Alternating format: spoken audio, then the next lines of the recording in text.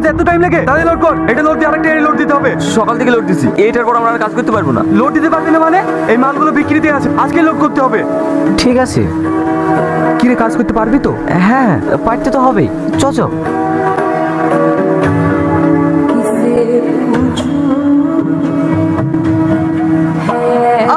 ক্রিশন কি হলো? অনেকটাই তো পাকিয়ে গেছে রে। চ ম্যানেজারের কাছে। দাদা, শাইনে অনেকটা পাকিয়ে গেছে, ওকে কোনো হসপিটালে নিয়ে যেতে হবে। একটা কিছু ব্যবস্থা করতেন না? একটু পাকিয়ে গেছে, আবার হসপিটালে নিয়ে যেতে হবে। এই গামছা দিয়ে পাটে বেঁধে দিগা, আর তোরা গাড়ি লোড দিগা, পরে নিগালেই হবে।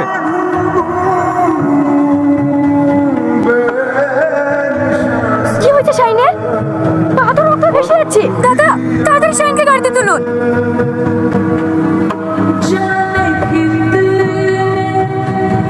দাদা, ম্যাডামের দৌড়টা দেখেছে? শাইনকে নিজের গাড়িতে করে হসপিটাল নিয়ে গেল। আপনি হয়তো বিষয়টা সিরিয়াস নিচ্ছেন না, কিন্তু ওদের মধ্যে কিছু তো একটা ব্যাপার আছে। আমি এই ব্যাপারটা মাঝে মাঝে দেখি, বিষয়টা নিয়ে ভাবতে হবে।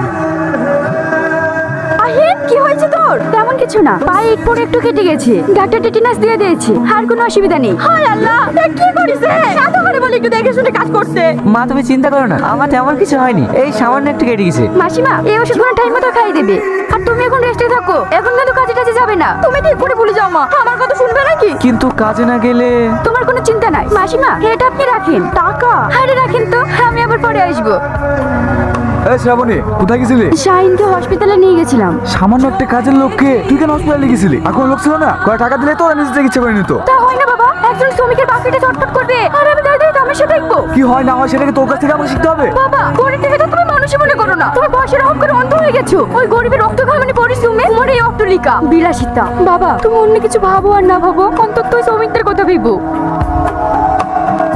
স্যার, শুনলেন আপনার মেয়ে কথাবার্তা? আপনি জানেন না স্যার, ওই শাইনি আপনার মেয়ে মাথাটা খেয়েছে। এইসব কি বলছো তুমি? নিজের কাজটা ঠিক মতো করো। ঠিক আছে স্যার, আমি শুনলেন তো দাদা, ওই ম্যাডামের কথাবার্তা? হ্যাঁ, তোদের এই ম্যাডামের সাথে আগে বিয়েটা হতে দে, তখন তো আমি এই ভ্যাটের ম্যানেজার থাকবো না, মালিক হয়ে যাবো। তারপরে দেখবো তোদের এই ম্যাডামে কত দে মা। আপনি ওই একসাথেই থাকেন, আপনার স্বপ্ন আর কোনোদিনই পূরণ হবে না। চুপ। আমাকে ধমক দিচ্ছেন কেন? আমার যে আইডিয়া, তোরে তোদের শাইনের সাথে ম্যাডামের পিড়ি, না হলে এত ভালোবাসবে কেন? কথাটা তুই মন্দ বলিসনি।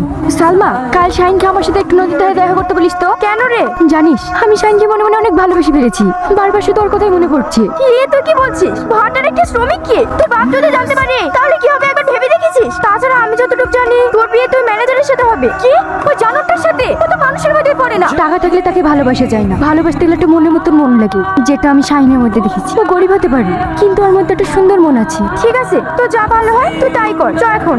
তা কি করে হয়? আমার জন্য তোমার জীবনটা কেন নষ্ট করছো? কেন? ভালোবাসলে কি কারোর আবার জীবন নষ্ট হয় নাকি? তা হয়তো হয় না, কিন্তু তোমরা তো ভীষণ বড় লোক, আর আমি তোমাদের ভাটার সামান্য একজন শ্রমিক। শ্রমিকের সঙ্গে মালিকের ভালোবাসা কোনোদিনই হয় না, আর আমাদের ভালোবাসা তোমার বাবা কোনোদিনই মেনে নেবে না। আমি বলছিলাম তুমি এসব ভুলে যাও। ভুলে যাও বলে কি সবকিছু ভুলে যাওয়া যায়? আমি তোমাকে কোনোদিনও ভুলবো না। আরে আমি কি দেখছি? ম্যাডাম শাইনের সাথে বিষয়টা তো এক্ষুনি ম্যানেজারকে জানানো দরকার। কেন তুমি পাগলামো করছো? শাহিন, তুমি কেন বুঝতে পারছো না? আমি তোমাকে ছাড়া বাঁচতে পারবো না। শ্রাবণী, ছি ছি ছি ছি, শালা ছোট লোকের বাচ্চা, তুই এত বড় স্পর্ধা আমার ঘরে মান সম্মানে ছেলেমেয়ে খেলিস? শালা ভিখারি বাচ্চা, তোর এত বড় স্পর্ধা? বাবা, আমার কোনো দোষ নেই, ওকে মেরো না, ওকে মেরো না। চুপ, তুই চ আমার সঙ্গে। বাবা, বাবা, বাবা।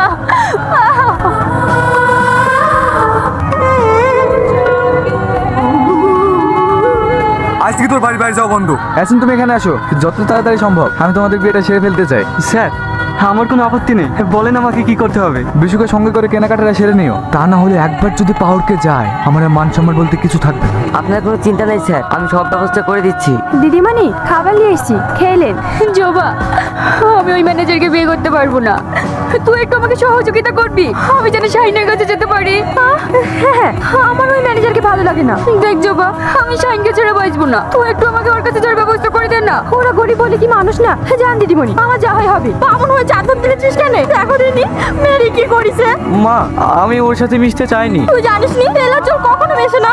মাসিমা, শাহিন। শ্রাবণী, তুমি এত রাতে? মা, তুমি এখানে? মাসিমা, আমি চলে এসেছি, আর কোনোদিন বাড়ি ফিরে যাব না। বাড়ি ফিরে যাবে না মানে? তুমি কি বলছো? মাসিমা, আমি শাহিনকে বিয়ে করে এইখানেই থেকে যেতে চাই। তা কি করে সম্ভব? এক্ষুনি তোমার বাবার সব লোকজন এসে মেরে ধরে সব শেষ করে দেবে। শ্রাবণী, তুমি এক্ষুনি বাড়ি ফিরে যাও। বাড়ি যদি যেতেই হয় তাহলে আমার এই মুখ তুমি কোনোদিনও দেখতে পাবে। আচ্ছা মা, এখন আমি কি করব বলো তো? ঠিক আছে, ও যখন যেতেই চাইছে না, তোরা এক কাজ কর, বাড়ি থেকে দুজন এক্ষুনি পালিয়ে যা। মা, কি করছিস? যাচ্ছি তোরা তাড়াতাড়ি যা, শ্রাবণের বাবা আসলে তোদের শেষ করে দেবে। মা, তাহলে তুমি? আমাকে নিয়ে তোদের চিন্তা করতে হবে না, তোরা সাবধানে যাস। এই তোর ছেলে শাইন কই? বল, না হলে চাকু দেখেছিস তো? আমি কি করে বলবো? আমি জানি না কি ওরা কোথায় গেছে। শালার বুড়ি, তুমি কিছু জানো না? তুমি ডুবি ডুবি জল খাও। এই বিশু, এই বাড়িঘর ভেঙে চুরমার করে দে। আর এলাকা তন্ন তন্ন করে খোঁজ, ওরা পালিয়ে যাবে কোথায়? কি হলো শ্রাবণী, দাঁড়িয়ে গেলে যে? আসো। কাল থেকে দৌড়াতে দৌড়াতে আমি শেষ, আমার ভীষণ খিদে পেয়েছে, আমি আর পাচ্ছি না। এই জঙ্গলে তোমার জন্য খাবার কোথায় পাবো বলো তো? শ্রাবণী, ওই দেখো একটা বাড়ি দেখা যাচ্ছে, চলো আমরা ওখানে যাই, কিছু একটা পেতে পারি। ঘরে কেউ আছেন? তোমরা কারা বাবা? মা, আমরা অনেক দূর থেকে এসেছি, হাঁটতে হাঁটতে আমি ক্লান্ত হয়ে গেছি, আমার ভীষণ টেস্টটা পেয়েছে, আমাকে একটু পানি খাওয়াবে? তোমরা এখানে বসো, আমি এক্ষুনি দিচ্ছি। তোমরা কোথা থেকে আসছো আর কোথায় যাবা? আমরা কোথায় যে যাবো তা নিজেও জানি না। এটা আবার কেমন কথা? বাড়ি থেকে বেরিয়েছো আর কোথায় যাবে সেটা জানো না? না মা, আমরা জানি না। তাহলে তোমরা এখন থাকবে কোথায়? আমরা দুজনে পালিয়ে এসেছি, ওর বাবা ধরতে পারলে আমাদেরকে মেরে ফেলবে। তোমাদেরকে আর কেউ মারতে পারবে না, আজ থেকে তোমরা আমার কাছেই থাকবে। আসো, ঘরে আসো। বাবু, ওই দেখেন শালা শাহিন।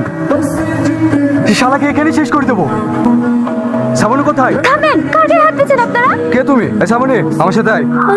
শ্রাবণী তার মানে আমার মেয়ে? তুমি কে তুমি? চিনতে পারছো না তাই না? মনে পড়ে সেদিনের কথা?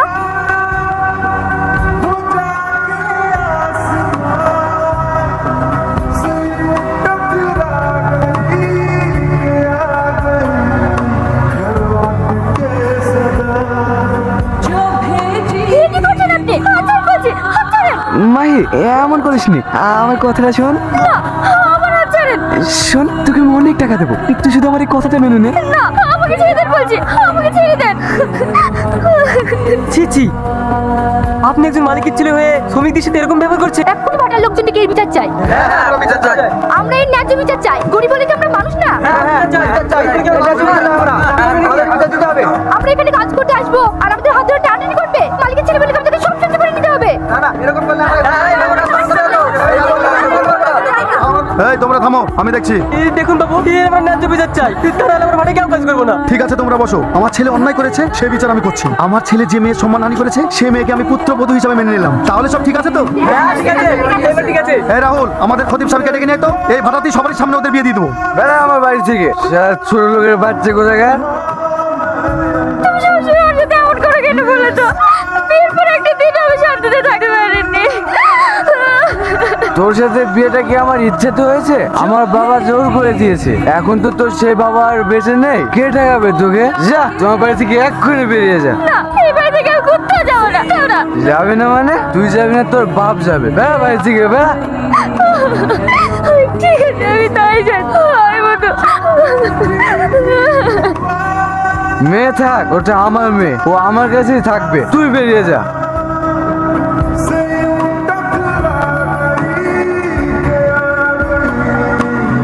শ্রাবণী যেমন তোমার মেয়ে, ও আমারও মেয়ে, আমার কাছেই থাকবে। তুমি গরিবকে মানুষ বলে মনে করো না তাই না? থাকো গা তোমার অট্টালিকা নিয়ে। শাইন করে আমার মেয়ে ওকে ভালোবাসে, ওদের ভালোবাসাকে স্বীকৃতি দিয়ে ওদেরকে আমার কাছেই রাখবো।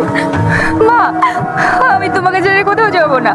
মাহি, আমার অনেক ভুল হয়ে গেছে, তুমি আমার ক্ষমা করে দাও। তুমি যদি ওদেরকে মেনে নিতে পারো, আমি বাপ হিসেবে শাইনকে কেন মেনে নিতে পারবো না? আর বাপ,